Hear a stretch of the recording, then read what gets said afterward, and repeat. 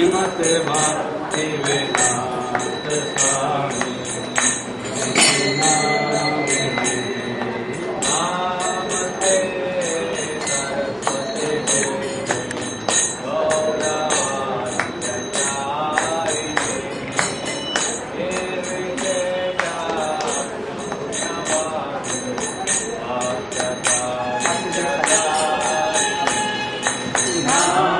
नामते सरस्वती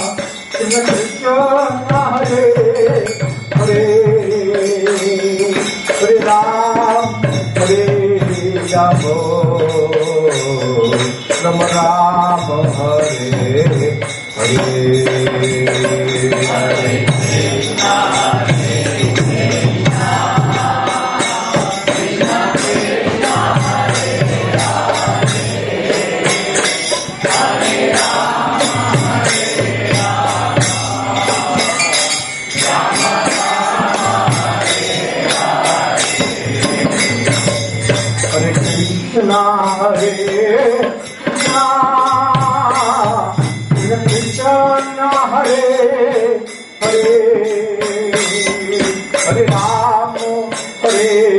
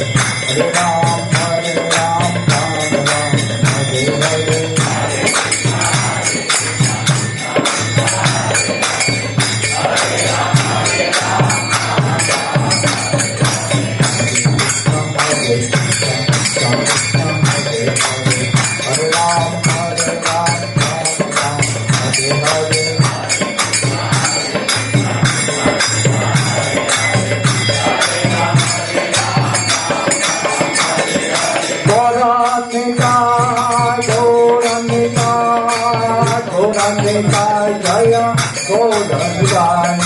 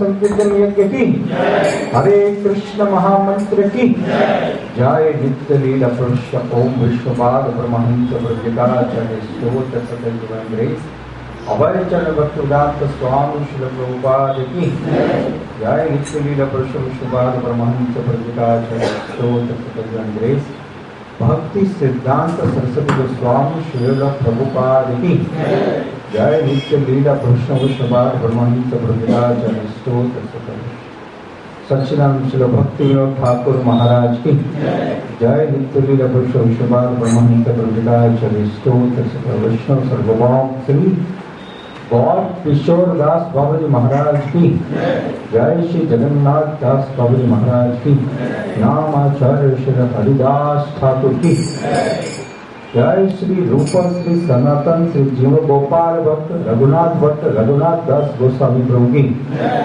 प्रेम से कहो श्री कृष्ण चैतन्य प्रभु नित्यानंद श्री द्वैत गदाधर शिवा श्री गौर भक्त वृंद की निताय गौर सिकनाथ प्रेमानंदे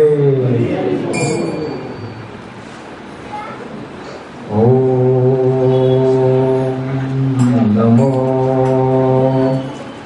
भगवते वासुदेवाय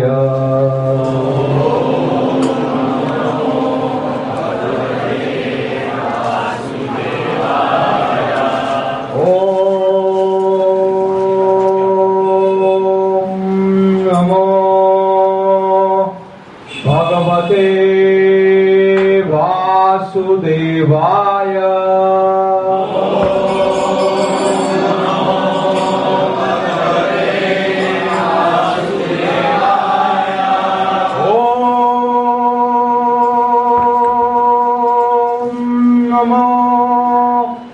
भगवते वासुदेवाय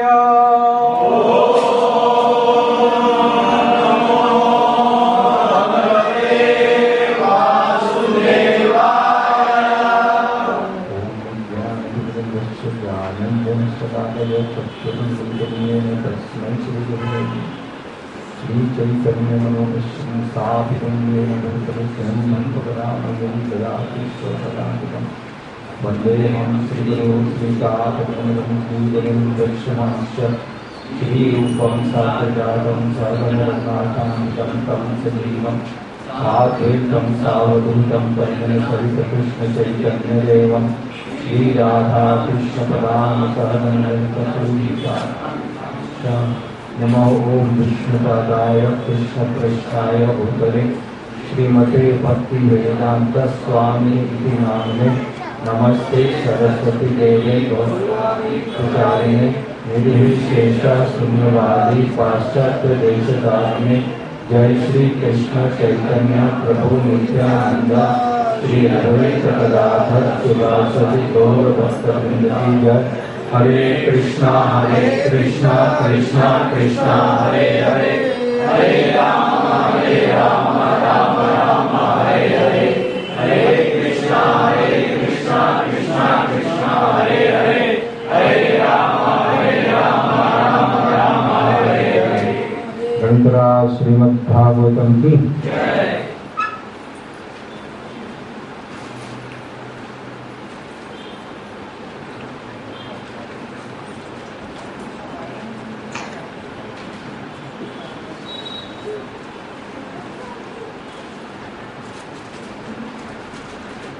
हरे कृष्ण।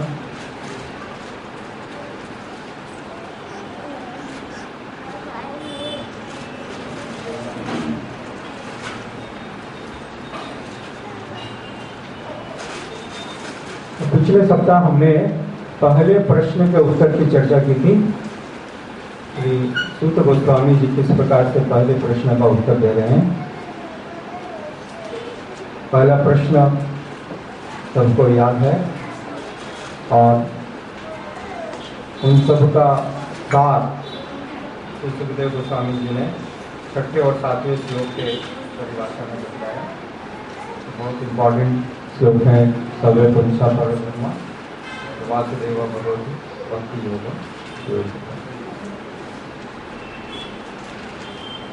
इसके आगे श्री सुखदेव सूत गोस्वामी इस बात को और स्पष्ट करते हैं। ये बहुत इम्पोर्टेंट चैप्टर है। ये कंटिन्यूअस 20 वर्सेस बहुत ज़्यादा विशेष है। इसलिए श्रील प्रभुपाद जी ने भी अपने जो श्रील प्रभुपाद जी का कीर्तन है जो उन्होंने जलदूत पे लिखा मार्किन ने भगवत धर्म, उसमें भी इन श्लोकों को वापस श्रील प्रभुपाद जी ने उद्धृत किया है। धर्मस्वृष्टम पुंसाम विक्षेन कदाश्रया नोतत्पादे यतिरतिम श्रम एव ही केवलम। अपने पद के अनुसार की गई वृत्तियां यदि भगवान के संदेश के प्रति आकर्षण उत्पन्न न कर सकें तो वे केवल मेरी व्यर्थ श्रम होती है। आने वाले 5-6 श्लोकों में लगातार श्रील सूत गोस्वामी ये बात बतला रहे हैं कि व्यर्थ परिश्रम क्या है। What is the waste of time? We think that it is religion, but it is waste of time. Because ये श्रीमद् भागवतम है। यहाँ पर एक क्षण भी व्यर्थ करने का तो श्री सूत गोस्वामी उन सारी बातों को निरर्थक बतलाते हैं, व्यर्थ बतला रहे हैं। पहले ये समझिए, क्योंकि हमने पहले समझा है अव्यर्थ कालत्व। क्या समझा है? ठीक है, ये बात तो समझ में आ गई कि वैष्णव का अर्थ होता है जो समय को नष्ट न करे।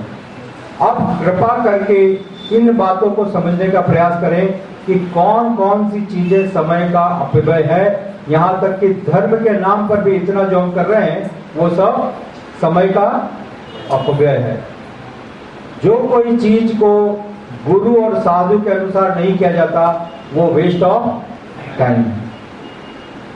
You may be doing some ritual, you may be doing some puja, some बहुत बड़ी आराधना, बहुत सारी पब्लिक आ रही है, बहुत सारा प्रसिद्धि हो रहा है, परंतु यहाँ पर परिभाषा दिया श्री सूत गोस्वामी जी ने, अपने पद के अनुसार की गई वृत्तियां यदि भगवान के संदेश के प्रति आकर्षण उत्पन्न न कर सके।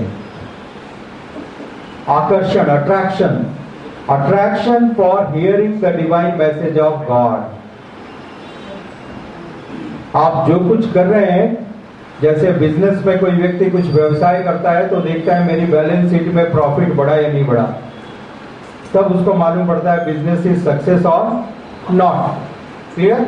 उसी प्रकार से जो कोई भी आध्यात्मिक कार्य आप करते हो उसको करने के पश्चात देखना पड़ेगा क्या भगवान कृष्ण की बात को सुनने के लिए मेरे अंदर इच्छा बढ़ी या नहीं बढ़ी। यदि नहीं बढ़ रही है तो वो क्या था?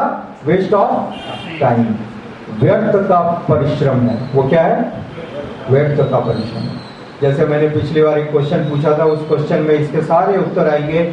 आपके जीवन में आप ऐसे कितने भी कार्य कर रहे हो जिनसे भगवत भक्ति का कोई संबंध नहीं है, तो वो सब क्या है? व्यर्थ का परिश्रम है। भले ही वो तथाकथित भक्ति भी क्यों ना हो, भले ही वो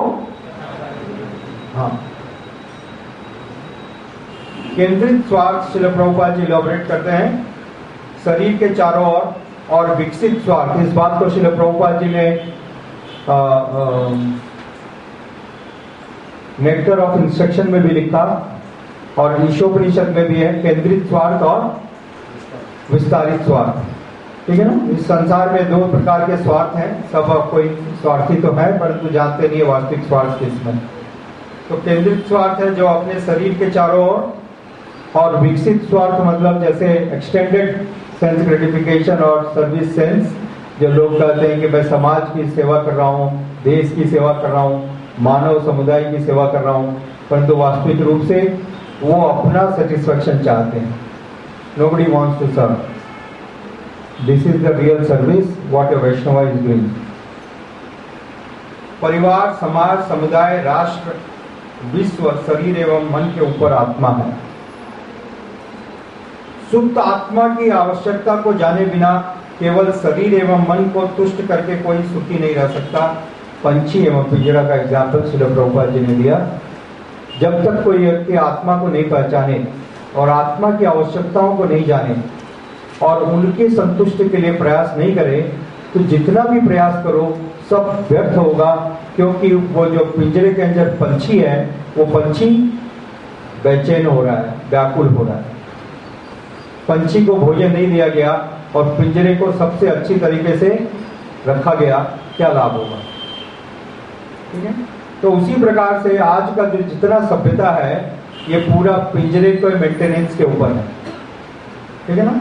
hundreds and thousands of type of cosmetics, medicines, this, that, fashion industry, glamour industry, all the industry are running on just to maintain the body.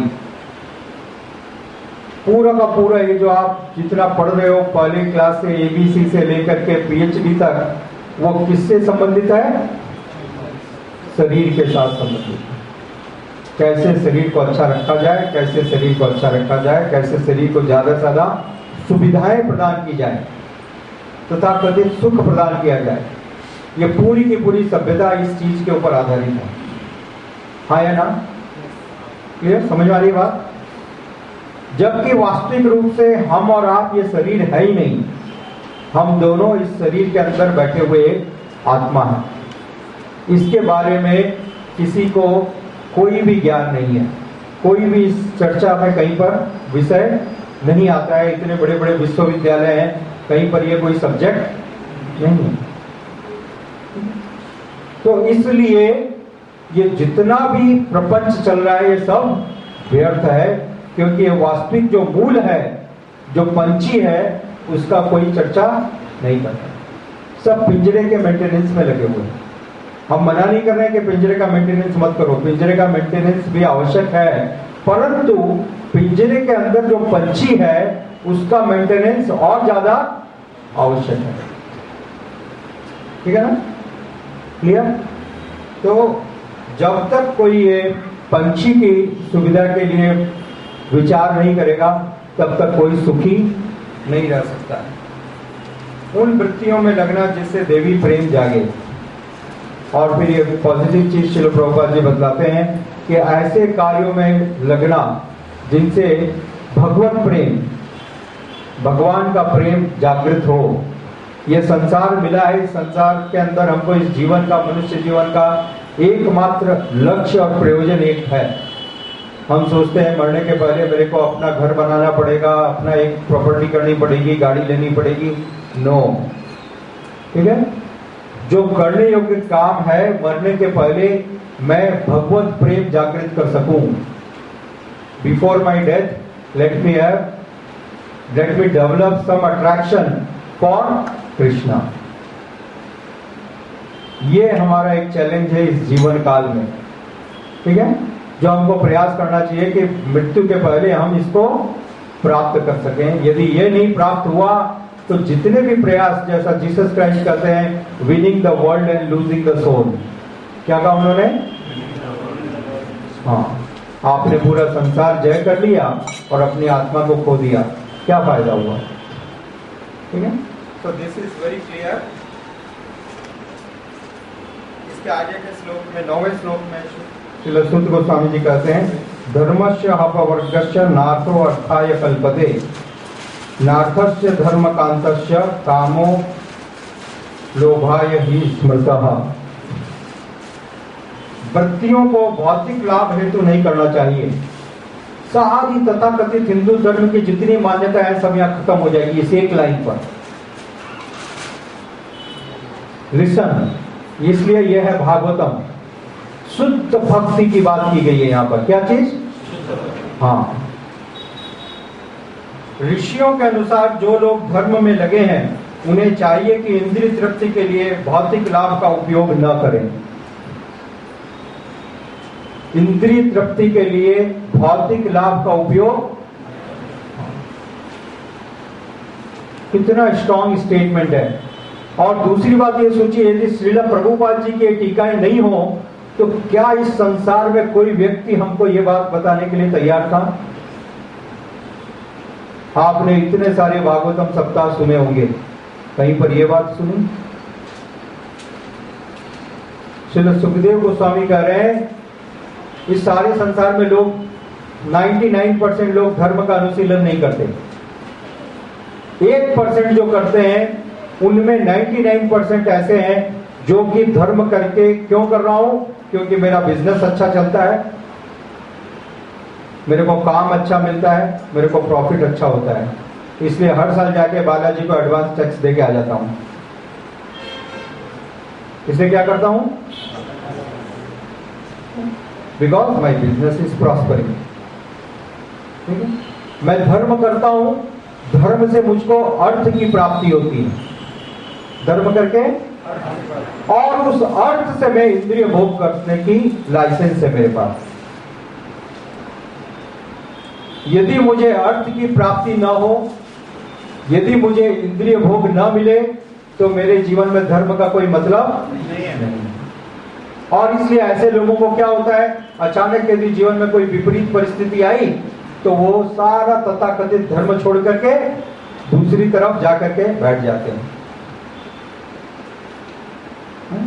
इसको कहते हैं कोमल श्रद्धा। क्या बोलते हैं? हाँ। तो ऐसे लोग भक्ति में आगे तक चलने वाले नहीं हैं।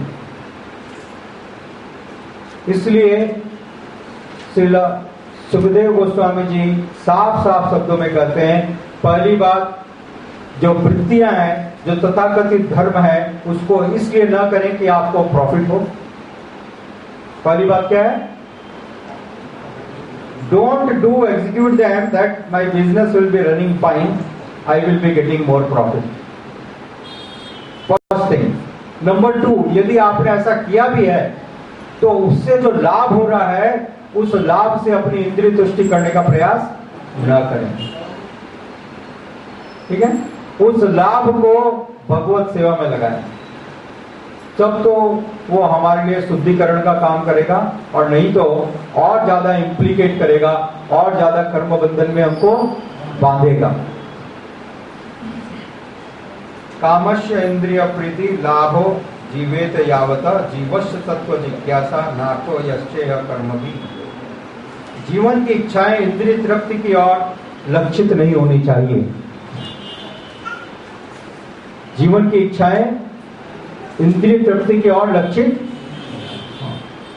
सोचिए, एक लड़का जो कॉलेज में जा रहा है, स्कूल में जा रहा है, तब से सिर्फ स्कूल में इसलिए जाता है कि मैं अच्छा पढ़ूंगा और अच्छा कमाऊंगा और अच्छा एंजॉय करूंगा। ये 3 चीजें है ना, है? सारे माँ बाप भी यही बताते हैं, बेटा अच्छा पढ़ दो, अच्छा जॉब मिलेगा, अच्छा नौकरी मिलेगी तो अच्छी चौकरी मिलेगी और अच्छा आनंद करोगे, है? ठीक है, यदि ये अच्छा जॉब और अच्छा जीवन यदि निकाल दिया जाए तो क्या कोई एक दिन पढ़ने जाएगा? हाँ? तो पूरा का पूरा ये जीवन इन 2 चीजों के ऊपर आधारित है, और दोनों चीजें व्यर्थ हैं। दोनों चीजें व्यर्थ है। अब आपको मालूम पड़ रहा है कि हमारा जीवन कितना व्यर्थ है। समझ आ रहा है? देखिए कहां हम खड़े हैं। हमारा बेस, इस सोसाइटी का जो बेस है वो बेस ही गलत है। जो नींव है, नींव ही गलत है। हमारी नींव क्या है? अच्छा काम करेंगे, अच्छा पढ़ लिख करके धन कमाएंगे, धन कमाएंगे तो एंजॉय करेंगे, right? So base itself is wrong. तो इस गलत नींव के ऊपर जितनी भी बड़ी आप इमारत करो वो क्या रहेगी? गलत ही रहेगी, ठीक है? भले ही आपकी इमारत छोटी है या बड़ी है, सब गलत ही है। जीवन की इच्छाएं इंद्रिय तृप्ति की ओर लक्षित नहीं होनी चाहिए। मानव जीवन परम सत्य के विषय में जिज्ञासा करने के लिए बना है। मानव जीवन क्यों मिला है? हाँ, परम सत्य, जैसा पहला श्लोक है ना श्रीमद् भागवतम का, ठीक है? Always relate to the first verse. जीवन का परम सत्य क्या है? सारे ऋषियों ने पूछा सुखदेव गोस्वामी को, हे ऋषि बताइए परम सत्य क्या है? What is the absolute reality, what is the absolute truth? किनसे सारी चीजें आई हैं? सब कारणों का कारण कौन है? ठीक है? ये विषय यदि आज किसी यूनिवर्सिटी में जाके आप कहो तो सब कहेंगे आउट ऑफ सिलेबस, क्यों वेस्ट कर रहे हो टाइम? ठीक है ना? तो परम सत्य के बारे में जिज्ञासा करने का किसी का इच्छा नहीं है। क्या इससे कुछ लाभ होगा? धन की प्राप्ति होगी? क्या कोई इंद्रिय सुख मिलेगा? तब तो आप समय लगाओ, नहीं तो आप मूर्ख लोग 50 लोग यहाँ पर बैठ के टाइम वेस्ट करते हो। मेरा इतना, हाँ, मेरे को वेस्ट नहीं करना है। तो जीवन के अतिरिक्त और कोई लक्ष्य नहीं होना चाहिए। सभी जगहों पर, यहां तक कि मोक्ष में भी इंद्रिय तृप्ति का रंग चढ़ा हुआ है। प्रभुपाद जी कमेंट करते हैं, यहां तक कि लोग मोक्ष चाहते हैं, भक्त भी मोक्ष चाहता है, परंतु भक्त किस प्रकार का मोक्ष चाहता है? कि मैं लगातार कृष्ण की सेवा कर सकूं। What he wants? I want to serve Krishna 24 hours a day. ठीक है? परंतु भक्त मोक्ष इसलिए नहीं चाहता कि मैं बैठ करके आराम करूंगा, मैं रिटायरमेंट ले लिया हूं। कभी किसी भक्त के जीवन में आपने रिटायरमेंट नाम का शब्द सुना है? We are never retiring. We want to serve Krishna life after life. How much? Life after life. No question of retirement. That is the loving devotional service. इंद्रियां अनियंत्रित भोग हेतु नहीं है। ये जो कर्मेंद्रियां हैं, ज्ञानेंद्रियां हैं, अनकंट्रोल्ड एंजॉयमेंट। आज के जीवन में क्या है? सब कुछ, आपकी इंद्रियां कार्य नहीं कर रही है, 60 साल के हो गए, 65 साल के हो गए, चिंता मत कीजिए, हमारी दवाई खाइए और भोग कीजिए। ठीक है? तो पूरा संसार आपको कभी ये नहीं सिखाता कि इंद्रियों के ऊपर संतुलन करो, इंद्रियों के ऊपर नियंत्रण करो। सब क्या सिखलाते हैं? और ज्यादा, हाँ, ठीक है? और इसके लिए आप मेहनत करो। ये भगवत भक्ति का क्या प्रयोजन है जीवन में? ये बुढ़े लोगों के लिए है जो इस्कॉन के द्वारा भ्रमित हो चुके हैं। परम सत्य की खोज में लगते ही श्री प्रभुपाद जी बहुत स्ट्रॉन्ग स्टेटमेंट देते हैं। एज इट इज लिखा हुआ है श्रीमद् भागवत से, आप पढ़ सकते हो। परम सत्य की खोज में लगते ही परिवार नियोजन स्वतः हो जाएंगे। क्या हो जाएगा? इसके लिए कोई अलग की आवश्यकता नहीं पड़ेगी। दो बातों को समझिए। श्रील प्रभुपाद जी ने पहले लिखा, human life is life of responsibility. क्या लिखा? हाँ, please I will just connect the two strings. ये स्टेटमेंट आप लोग को याद है? Human life is life of, हाँ, भारी उत्तरदायित्व का जीवन है। ठीक है? अब दूसरी बात को समझिए। हमको मनुष्य जीवन मिला, हम उत्तरदायित्व नहीं लेना चाहते, हम भोग करना चाहते हैं। हम क्या करना चाहते हैं? पति और पत्नी आराम से भोग करना चाहते हैं, उत्तरदायित्व नहीं लेंगे कि एक बच्चा आ गया तो उसको बड़ा करना पड़ेगा, उसके लिए रिस्पॉन्सिबिलिटी है।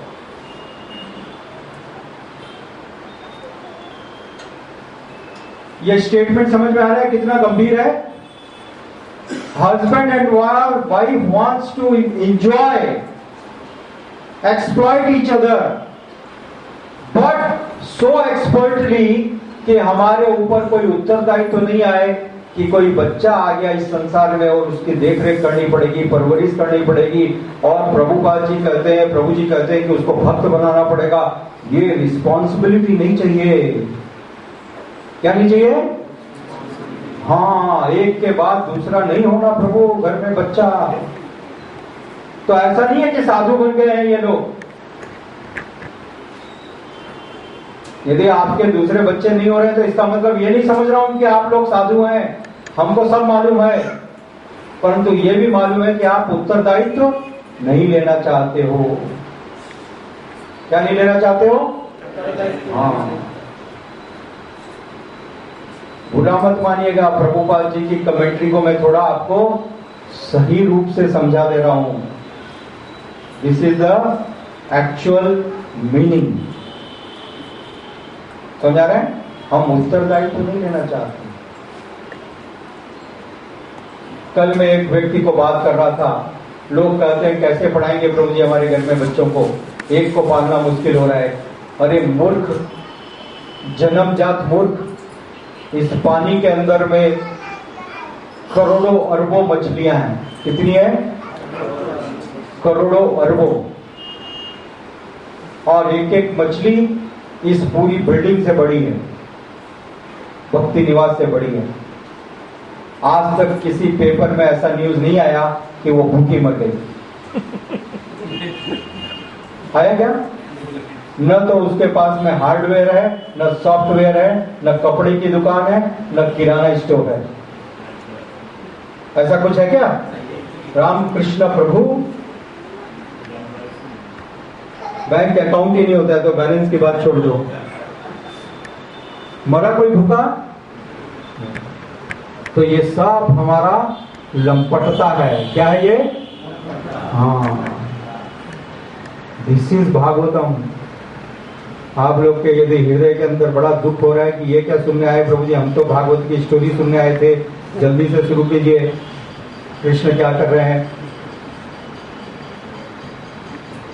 वदन्ति तत्त्वविदं सत्वं यत् ज्ञान अद्वयम् ब्रह्मेति परमात्मेति भगवानेति सत्यते। परम सत्य के तीनों रूप विभिन्न दृष्टिकोणों से भिन्न भिन्न दिखते हैं।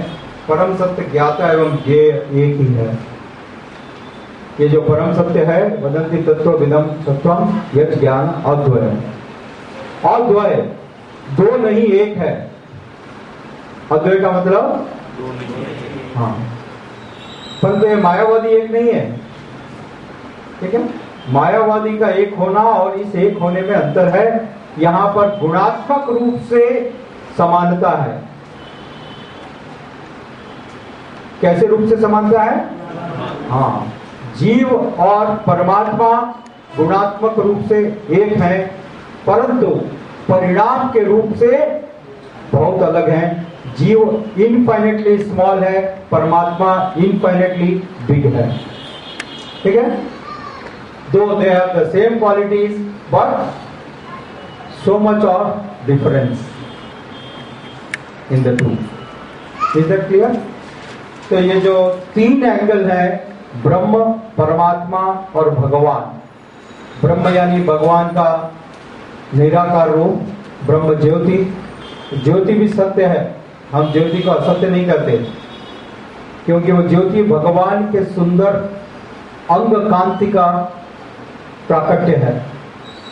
तो भगवान सत्य है, उनकी ज्योति भी सत्य है। सत्य से कोई असत्य चीज नहीं निकल सकती। ठीक है?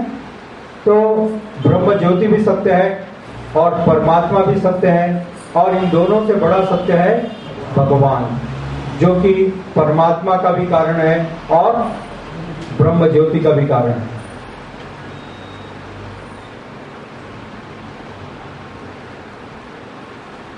ज्ञाता एवं ज्ञेय एक ही है। ज्ञाता जीवात्मा या पराशक्ति है, ज्ञेय निष्क्रिय पदार्थ अपराशक्ति।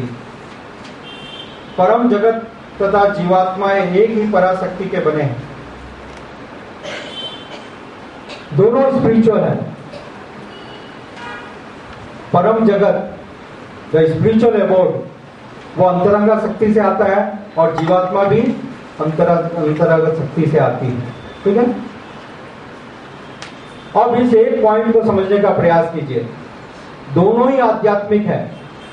तो जब मैं आध्यात्मिक हूं, जब मेरी आत्मा सच्चिदानंद है, तो मैं क्यों इस संसार में फंस गया? Is it not a question? जब मैं आध्यात्मिक हूं, जब मैं नित्य हूं, जब मैं ज्ञान का सागर हूं, तो मैं इस अज्ञान में क्यों जकड़ गया? Right prabhu? So this is the answer given here. Srila Prabhupada ji एक उदाहरण को बार बार देते हैं, उस उदाहरण को वापस सुनिए। वो उदाहरण है एक लोहे की छड़ का, एन आयरन रॉड। क्या चीज? एक लोहे की लकड़ी को, एक लोहे के छड़ को जब आग के अंदर डाल दिया जाता है, तो थोड़ी देर बाद वो लोहा की जो रॉड है वो किसका कार्य करती है? किसका कार्य करती है? That iron rod behaves like a fire, behaves like fire. इस उदाहरण को ध्यान से समझने का प्रयास कीजिए। लोहे की छड़ है, उसको आग में डाल दिया गया, अब वो लोहे की छड़ कैसा कार्य करती है? आग के जैसा। और यदि उस लोहे की छड़ को एक फ्रीजर में रख दिया जाए, तो लोहे की छड़ कैसा कार्य करेगी? बर्फ का। ये बात स्पष्ट है। उसी प्रकार से हम सब जीवात्माएं हैं। हम अपने आप को इस भौतिक संसार के साथ संबंध समझते हैं। इतने अनादिकाल से, श्रील प्रभुपाद जी एक प्रवचन में कहते हैं, from the time immemorial the living entity is in contact with this material world from the time. अनादिकाल से हम जीवात्मा इस भौतिक संसार के संबंध में है, और इसका परिणाम क्या हुआ? हम सब अपनी पहचान इस भौतिक संसार के साथ करने लगे। So we start thinking, fridge में है तो कैसा सोचता है? मैं तो फ्रिज का ही हूं। मैं क्या हूं? आज इतने वर्षों के बाद, इतने युगों के बाद, ये आत्मा फिर से आध्यात्मिक फायर, आग के संपर्क में आ गई। क्या हुआ? आग के संपर्क में आने के कारण धीरे धीरे धीरे धीरे अब गर्म हो रही है, और अब आप अपना पहचान करने लगोगे कि मैं आध्यात्मिक जगत का हूं, भगवत धाम से आया हूं, भगवत धाम जाना है। ये जो लगातार आपका आंसर लिखना है, ये क्या है? आपके घर में भी वो आग जल रही है। इस उत्तर लिखने के कारण वो आग सिर्फ भक्ति निवास में नहीं रह गई, कहां पहुंच गई? हाँ, नहीं तो घर डीप फ्रीजर बना हुआ था। एक दिन हम यहाँ पर आग जलाते थे, 7 दिन आप पूरे ठंडे होकर के निकलते थे, आइस कोल्ड। समझ पा रहे हैं? This is my understanding, this is Srila Prabhupada vision. ये श्रील प्रभुपाद जी की इच्छा को मैंने समझा। इस प्रकार से आग का जो हीटर है वो आपके घर में भी पहुंच जा रहा है। आप जब 7 दिन उत्तर लिख रहे हो तो लगातार वो हीटर जल रहा है। लगातार क्या हो रहा है? हाँ। तो जो आत्मा है वो जब आयरन रॉड जब फायर में है तो कैसे आइडेंटिफाई करती है? कैसा कार्य करती है? आग के जैसा। उसी प्रकार से आप लोग आध्यात्मिक शक्ति से ओतप्रोत हो जाओगे। मैंने आज भी सुबह घर में कहा, 1 वर्ष का टाइम दो। 1 वर्ष तक ये भक्त लोग यदि भागवतम को इस प्रकार से लिखे, they will be a different personality, they will be a एक दूसरा व्यक्तित्व नजर आएगा। सारे लोग समझ पाएंगे, हाँ डिफरेंस है। समझ में? This is it, because you are in constant touch with the fire. Krishna is fire. Krishna is what? हाँ, भगवान आग है। तो ये इस प्रकार से जो सारे हमारे कार्यक्रम है, ये कार्यक्रम, ये सेवाएं क्यों बनाई गई है? जिससे आप आग से हमेशा संबंधित रहो। Can someone translate? भारती माता जी may not be understanding Hindi. Some devotee can translate. Prabhu, you are translating? Yes. So please translate. Clear? So this is the real purpose. परम जगत तथा जीवात्माएं दोनों ही पराशक्ति से बने हैं, लेकिन यह भौतिक जगत अपराशक्ति है।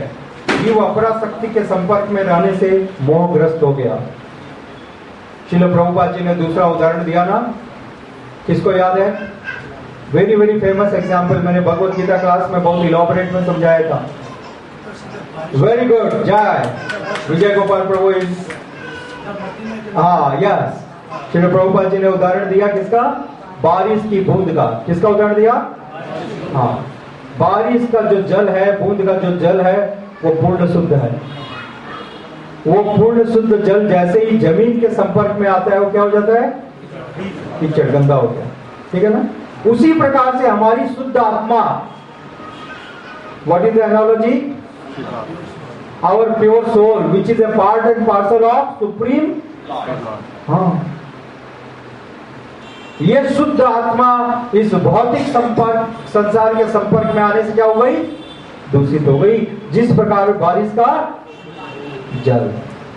तो अब इस कृष्ण भक्ति के संपर्क में आने से वो जो दूषण है वो शुद्ध किया जा रहा है। वो क्या किया जा रहा है? हाँ, वाटर में इंप्योरिटी आ गई तो क्या करते हैं? पानी को शुद्ध करते हैं। ठीक है ना? तो ये शुद्धिकरण का वापस प्रयास है। शुद्ध तो है ही, जो दूषण आ गया उसको निकाल दे रहे हैं। मनुष्य चार प्रकार के हैं, कर्मी, ज्ञानी, योगी और भक्त। श्री प्रभुपाद जी चार प्रकार के मनुष्यों के बारे में चर्चा करते हैं।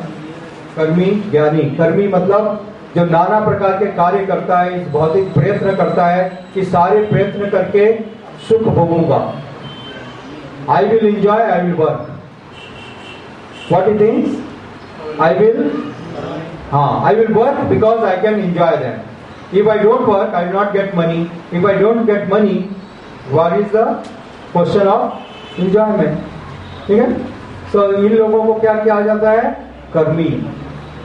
और इसके ऊपर है ज्ञानी, जो ये जान जाते हैं कि ये सब कर्म बंधन में पड़ना व्यर्थ है, तो मैं इन सब से अलग रहना चाहता हूँ। ठीक है? और है योगी, जो हृदय में बैठे हुए भगवान के दर्शन करने का प्रयास करता है। पश्यन्ति या योगिना। ठीक है? जो भगवान का हृदय में ध्यान करता है। और इन तीनों से ऊपर है भक्त। इन तीनों के ऊपर कौन है? भक्त। ठीक है? वो कर्म भी करता है, ऐसा नहीं कि वो कर्म नहीं कर रहा है, he is working, but the purpose of work is to please guru and Krishna. ठीक है? ज्ञानी और योगी, ये तीनों चीजों का जो परम स्थिति है, द अल्टीमेट, वो कौन है? भक्त। इसलिए भगवान ने भी भगवत गीता में इस बात को स्थापित किया है, योगी नाम अपने सर्वेशा। द्वितीय श्रेणी के भक्त, ईश्वर भक्त, अज्ञानी और ईर्ष्यालु।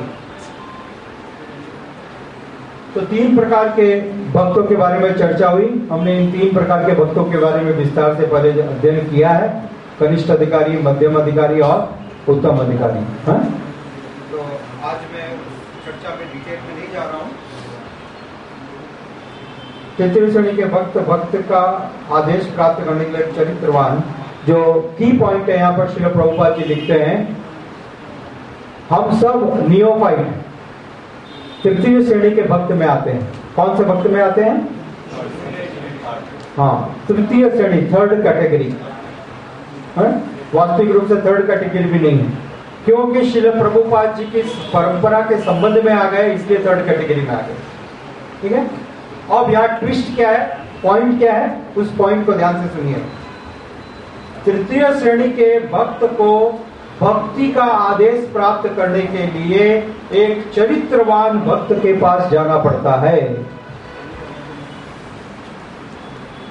This is the most important twist here. ठीक है, we are all neophyte, third class devotee, बट यदि हम एक चरित्रवान भक्त के संपर्क में जाएंगे तो हमारा आगे का अकाउंट प्रारंभ होगा। ये श्रील प्रभुपाद जी की किताब को पढ़ना आपका एक चरित्रवान भक्त के साथ संबंध है। ये बात समझ में आ रही है? ये भक्ति शास्त्री क्या है? इतना कष्ट అవుతుంది కదా, కానీ కాబట్టి మీరు చూడండి, మీరు ఇది చదువుకునే శ్రీల ప్రభుపాద తెలిసిపోతుంది। आप एक प्रमाणिक भक्त, एक शुद्ध भक्त के साथ आपका संबंध हो रहा है। क्या इसके बिना ये जीवन में कुछ हुआ है? और जब तक ये नहीं होगा तब तक दुनिया की कोई भी शक्ति आपके जीवन को पवित्र नहीं कर सकती। ये पूरे शास्त्र का सार है। ये क्या है? Is that clear? This is what will purify us. भक्ति का आदेश प्राप्त करने के लिए एक चरित्रवान भक्त के पास जाना पड़ता है। This is the first step. अतः पुंबी द्विज श्रेष्ठा वर्णाश्रम विभागशः सनुतिष्ठस्य धर्मस्य संसिद्धि हरिदोषणम। श्रील प्रभुपाद जी डिटेल में लिखते हैं इसको। इस ग्रेस भूरिजन प्रभु ने बहुत सारे अलग अलग कमेंट्री लिखे इस श्लोक के बारे में, क्लैरिफिकेशंस ही गेव कि ये जो 4 प्रकार के वर्ण और 4 प्रकार के आश्रम हैं, ब्राह्मण, क्षत्रिय, वैश्य, शूद्र, और 4 आश्रम है, ब्रह्मचारी, गृहस्थ, वानप्रस्थ और सन्यास। ठीक है, क्लियर? परंतु इन 4 का और उन 4 का एक ही पर्पज है। इस बात को ध्यान से सुनिए। इन 4 का और उन 4 का एक ही पर्पज क्या है? वो संसिद्धि हरितोषणम। क्या है वो? सिद्धि का मतलब परफेक्शन। सिद्धि का मतलब आप एक शूद्र हो, आप एक गृहस्थ हो, तब भी आपका जीवन परफेक्ट हो सकता है। क्या हो सकता है? परफेक्ट हो सकता है। कैसे? यदि आप भगवान हरि की संतुष्टि के लिए कार्य कर रहे हैं। कैसे? वापस बोलिए। मैं आपका पूरा ध्यान चाहता हूं, और जब मैं पूछूं तो सारे लोग जोर से कहेंगे। ठीक है? जैसे स्कूल में बोलता ना ए फॉर एप्पल, सारे लोग बोलते हैं ए फॉर एप्पल। इतना सारा आवाज एक साथ आता है। यहां पर ऐसा मिल आइए मत, है? एकदम स्पष्ट आवाज मालूम पड़ना। तो सिद्धि क्या है? हरि का परफेक्शन क्या है? वरावतार प्रभु परफेक्शन क्या है? हाँ, जोर से बोलिए। हरि की संतुष्टि। ये बात को हृदय से मस्तिष्क में घुसाने के लिए पूरा जीवन है। सिर्फ ये एक लाइन नहीं समझ में आ रही हमको, इसमें जोर से कहिए हरि की संतुष्टि। आप ब्राह्मण हो, चाहे गृहस्थ हो, चाहे बनिया हो, चाहे वानप्रस्थ हो, औरत हो, बच्चा हो, बूढ़ा हो, अपंग हो, कुछ भी हो, आप कुछ भी हो, आपका जीवन सफल हो सकता है, सिद्ध हो सकता है। कब सफल हो सकता है? రాధికా మాతాజీ మీకు అర్థమవుతుంది హిందీ? లేకుంటే మీరు ఎక్కడ కూర్చొని ప్రభుత్వ వినండి। समझ आ रहा है? कब सफल हो सकता है? हरि का। तो इस मूल सिद्धांत को समझिए। यह है श्रीमद् भागवतम। यदि आपने जीवन के अंदर ये प्राप्त नहीं किया, आपने बड़ा प्रॉपर्टी बनाया, आपने बड़ा नाम किया, आप चीफ मिनिस्टर, प्राइम मिनिस्टर बन गए, बिल गेट्स बन गए, परंतु हरि को संतुष्ट नहीं किया, तो आपका जीवन व्यर्थ है। क्या है? पहले अपनी परिभाषा को सही कीजिए, अभी तक हमारी परिभाषा ही गलत है। ठीक है, हम किसको सफल समझते हैं? कलयुग में जिसने सबसे ज्यादा धन की प्राप्ति कर ली, बड़ा प्रॉपर्टी बना लिया, हम सोचते हैं ये अब सारे निर्देश इन्हीं से प्राप्त करना है, इज द अथॉरिटी। ठीक है, क्या ये सही समझ है? हमको हमेशा याद रखना चाहिए कि जीवन का उद्देश्य है भगवान हरि की संतुष्टि, बाकी और कोई कार्य नहीं है। ये चारों वर्ण, चारों आश्रम सिर्फ एक प्रयोजन के लिए है। नहीं तो भारतवर्ष में सबसे ज्यादा शोषण हो रहा है इसके नाम पर। क्या हो रहा है? शोषण। हाँ, मैं ब्राह्मण हूं, तुम शूद्र हो, तुम्हारा जीवन व्यर्थ, मेरे सामने तर्क नहीं करना। और भले ये ब्राह्मण बन करके रावण के वंशज बन गए। क्या कर रहे हैं? हाँ। तो इसका झूठा अहंकार मत कीजिए कि मैं ब्राह्मण हूं, मैं पढ़ा लिखा हूं प्रभु। हा? कोई लाभ नहीं है, आप पढ़े लिखे हो चाहे नहीं हो, चाहे स्त्री हो या पुरुष हो या कोई भी हो, यदि आपके जीवन का प्रयोजन कृष्ण को संतुष्ट करना नहीं है, हरि संतुष्टि नहीं है, तो आपका जीवन व्यर्थ है, सब ढकोसला है। भगवान चैतन्य महाप्रभु की लीला में इतने सारे गृहस्थ लोग हैं, समझ आ रहे हैं? क्या उनका जीवन व्यर्थ हो गया? श्रीवास ठाकुर, उनकी पत्नी और बच्चे हैं, और भगवान चैतन्य महाप्रभु प्रतिदिन उनके घर में लीला करते हैं। तो कोई तो कहना चाहिए कैसे प्रभु जी गृहस्थ, क्या फायदा हुआ? परंतु वो वास्तविक गृहस्थ हैं। उनके जीवन का सिद्धि क्या है? भगवान हरि की संतुष्टि। जब उनका पुत्र मरा, तब भी हरिदास श्रीवास ठाकुर ने क्या कहा अपनी पत्नी को? देखो भगवान चैतन्य महाप्रभु घर में नृत्य कर रहे हैं, और ये जीवन का चरम सिद्धि है। इसलिए इस बात पे प्रसन्न हो कि चैतन्य महाप्रभु नाच रहे हैं और गा रहे हैं, वैष्णव लोग यहाँ पर हैं, अपने बच्चे के लिए रोना नहीं।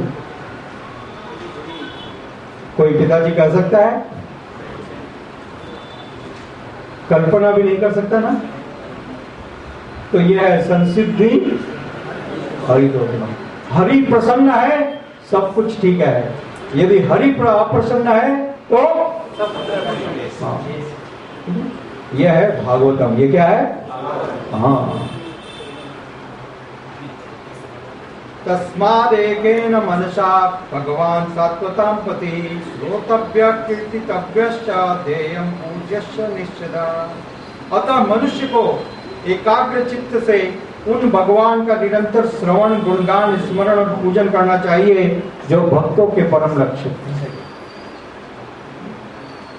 तो श्री सुखदेव गोस्वामी, सूत गोस्वामी जी उनके प्रश्नों का निवारण कर रहे हैं। श्रेष्ठ कार्य करने योग्य चीज क्या है? प्रश्न था ना, what is the ultimate to be done? ठीक है, and this is the answer. हमेशा मनुष्य को एकाग्र चित्त से उन भगवान का निरंतर श्रवण, निरंतर लगातार भगवान का श्रवण करने का इच्छा हो। ठीक है, आगे श्री सुखदेव गोस्वामी जी बतलाते हैं किस प्रकार से ये इच्छा जागृत होगी। अभी मैं एक यदि सेंसस करूं कि भाई कितने लोग का सुनने का इच्छा जागृत हो गया है, हाथ उठाइए। तो ये सुनने का इच्छा यदि जागृत हो गया है तो अच्छा है। तो कितने घंटे आप दिन में सुनते हो?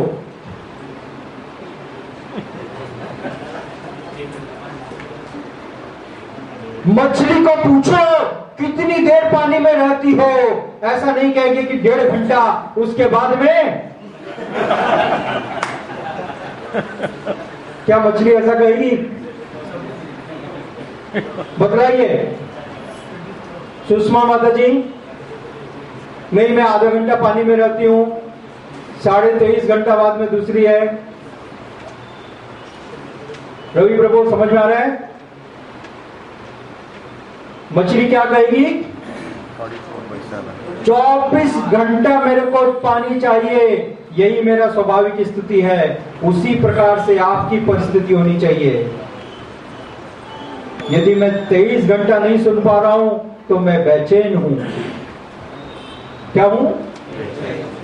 जैसे मछली पानी के बाहर तड़प रही है वैसा तड़प रहा हूं। तब सोचना कि आपने सुनने की इच्छा जागृत की। अभी अभी नहीं। समझ आ रहा है? हम सब क्या है, ऊंट पहाड़ के नीचे नहीं गया तो क्या सोचता है मैं ही सबसे बड़ा, I am the tallest person in the earth. ठीक है, तो अभी ये डेफिनेशन बताई गई ना, परिभाषा जब तक नहीं मालूम थी, आपका सोचना गलत नहीं है। हम 1 घंटा तो सोच रहे हैं, कोई तो 1 मिनट भी सोचने तैयार नहीं है सुनने के लिए है? हम आपका प्रवचन सुन रहे 2.5 घंटा, हमको तो 100 में 400 मार्क मिलना चाहिए। वो भी आपका 2.5 घंटा तक सुनना संसार का कोई व्यक्ति नहीं करेगा। एकाग्र चित्त से उन भगवान का निरंतर श्रवण, निरंतर मतलब बिना किसी अंतर के, बिना किसी स्मरण तथा पूजन करना चाहिए, जो भगवान भक्तों के रक्षक हैं। गुणगान की विधि से एक नगण्य व्यक्ति भी अल्प समय में महत्वपूर्ण बन जाता है। अब श्रील प्रभुपाद जी एक दूसरा भौतिक उदाहरण देते हैं। आज के इस संसार में क्या हो रहा है, लोग गुणगान करते हैं,